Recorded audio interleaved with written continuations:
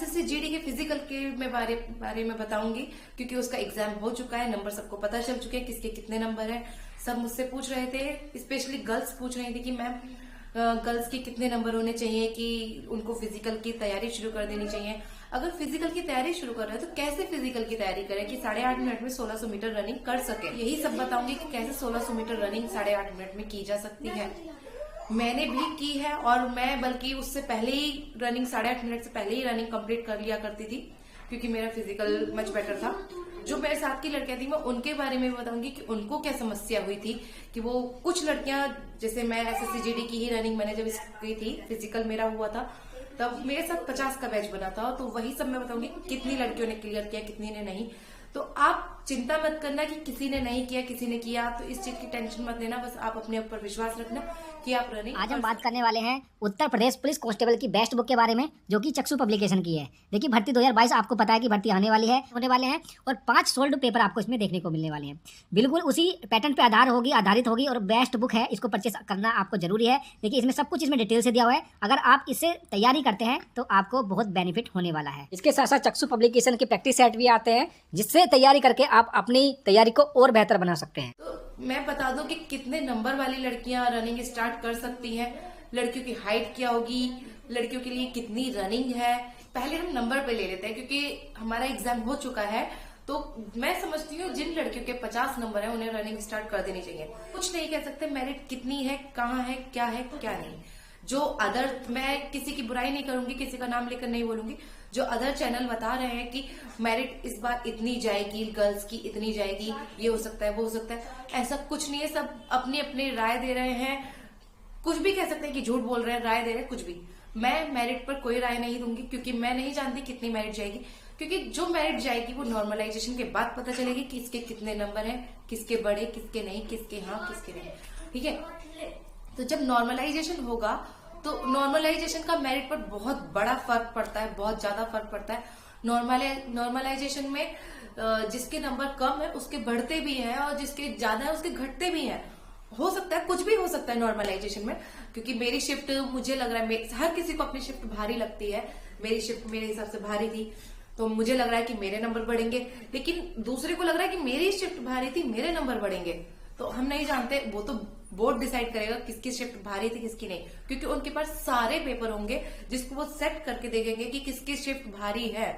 हर किसी को अपनी शिफ्ट भारी लगती है, तो जिसकी शिफ्ट बोर्ड के हिसाब से भारी होगी उसके नंबर बढ़ेंगे, और जिसकी हल्की होगी उसके घटेंगे। जाहिर सी बात है। तो चलिए, नॉर्मलाइजेशन अभी आपके 50 नंबर है तो हो सकता है आपके 75 भी हो जाए, हो सकता है आपके थोड़े बहुत कम भी हो जाए। लेकिन इस वक्त एट ए टाइम जिसके 50 या 45 नंबर है वो रनिंग शुरू कर सकता है। अगर मान लीजिए आपके नंबर 50 है और आपने अदर चैनल का देख करके यार 50 नंबर वाला तो मेरिट में आएगा ही नहीं, आपने रनिंग नहीं की, और नॉर्मलाइजेशन के बाद आपके नंबर बढ़ गए, आपकी तैयारी नहीं है फिजिकल की, तो आप तो वैसे भी आउट हो जाएंगे रेस से। तो आपको रेस करनी चाहिए, रेस में रहना चाहिए। हार तब तक नहीं मानना जब तक आपका फाइनल मेरिट तक नंबर ना आ जाए। आपको हार नहीं मानना है। तो जिसके 50 नंबर है वो फिजिकल के लिए सुबह सुबह रनिंग कर सकता है, हो सकता है बहुत टाइम ना दे नॉर्मलाइजेशन के बाद कि हम फिजिकल तुरंत करा दे, क्योंकि बहुत जल्दी फिजिकल होगा। तो अब आपको फिजिकल की बात चलिए। लड़कियों की मेरे से क्वेरीज थी कि मैम फिजिकल में बताइए कि 8.5 मिनट में 1600 मीटर रनिंग कैसे की जाए। सभी को पता होगा कि 8.5 मिनट में 1600 मीटर रनिंग करनी है गर्ल्स के लिए, और बॉयज के लिए 5 किलोमीटर रनिंग 24 मिनट में करनी है। तो चलिए गर्ल्स की बात करते हैं। तो 8.5 मिनट में कैसे रनिंग की जाए। आप मुश्किल से 15 दिन रनिंग कर लीजिए, मुझे लगता है आपका फिजिकल हो जाएगा। उन बच्चों का नहीं क्लियर हो पाता है जो देखा कि हमारा आज फिजिकल है, चलिए भाई फिजिकल, कल मान लीजिए आज उनके पास पता चल गया आज हमारा फिजिकल है, कल फिजिकल है और आज वो रनिंग करने जा रहे हैं। एक दिन की रनिंग में फिजिकल क्लियर नहीं होगा, हमें कम से कम 10-15 दिन की रनिंग करनी ही पड़ेगी। क्योंकि मैंने भी 10-15 दिन की रनिंग करी थी और मेरा फिजिकल बहुत बहुत आराम से मैं कर पाई थी।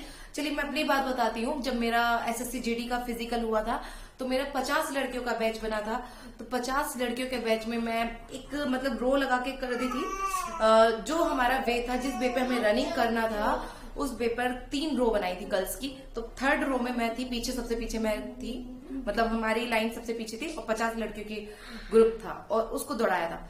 अब हमारे मन में पहले ये डाउट हो गया कि यार ये तो हमसे 10 कदम आगे खड़ी हैं, हम तो वैसे ही फिजिकल में फेल हो जाएंगे। और जब मैं ग्राउंड में रनिंग करा करती थी तो मेरे को नहीं लगता था मैं फिजिकल अपना 8.5 मिनट में 1600 मीटर रनिंग कर पा रही हूँ। मेरा उसका मतलब काउंटिंग गलत हो गई, क्योंकि जो भी फिलहाल मैंने जब मैं फिजिकल करने गई मेरे मन में पहले ही हताशा हो गई कि यार ये 10 लड़कियां मतलब ये 50-40 लड़कियां मुझसे आगे खड़ी हैं, ये मेरे से पहले पहुंच जाएंगी, लाइन कर लेंगी, मैं तो वैसे ही हार जाऊंगी।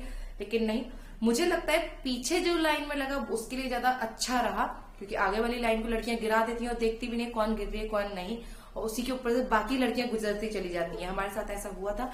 तो मैं पीछे की लाइन में थी, तब भी मैंने फिजिकल अपना 7.5 मिनट में कंप्लीट कर लिया था। और मैं आके हम 10 लड़कियां थे जो 7.5 मिनट में फिजिकल कंप्लीट करके 1 मिनट रेस्ट लिया था। तो हमारा फिजिकल बहुत आराम से मैंने फिजिकल किया। सिर्फ 10-15 दिन की रनिंग मैंने प्रैक्टिस रनिंग की थी, उसके बाद डायरेक्ट मैंने फिजिकल किया था। तो मेरा तो बहुत इजीली हुआ था। और मैं चाहती हूँ कि आप लोग भी कम से कम 10-15 दिन, जिसका बहुत ज्यादा फिजिकल वीक है उसे महीना भर पहले रनिंग शुरू कर देना चाहिए, और जिस काम टाइम कम है रनिंग कीजिए। मुझे लगता है कि फिजिकल जरूर होगा, इतना भारी फिजिकल नहीं है। सारे फिजिकल के बाद आता है अपना पीएसटी मतलब फिजिकल स्टैंडर्ड टेस्ट। पहले पीईटी होगा, पीटी फिजिकल इफिशिएंसी टेस्ट, यानी कि हमारी रनिंग होगी। जो रनिंग क्लियर कर लेगा उसी का हाइट वेट होगा। जनरल ओबीसी एससी की हाइट है 157 और एसटी की हाइट है 155। ये आपको क्लियर होना चाहिए कि आपकी हाइट कितनी है, और उसी हिसाब से, क्योंकि 1-1 सेंटीमीटर से लड़कियां हाइट में रह जाती हैं। 1-1 सेंटीमीटर से मेरे सामने लड़कियां हाइट में रही हैं, जिनकी 156 भी थी उनको नहीं लिया गया था हाइट में, और 157 है जनरल ओबीसी एससी की, और सिर्फ एसटी को छूट मिली है हाइट में, उनकी 155 है। और अब चलिए वेट की तरफ लेकर चलते हैं। वेट का कोई ऐसा इश्यू नहीं है, हाइट के हिसाब से 10% ऊपर माइनस नीचे चल सकता है। लेकिन मेरे साथ जो लड़कियां थी बोल रही थी, जो ज्यादा पतली थी, सब बोल रहे थे कि 40 किलो मिनिमम वेट होना चाहिए। ऐसा कुछ नहीं है।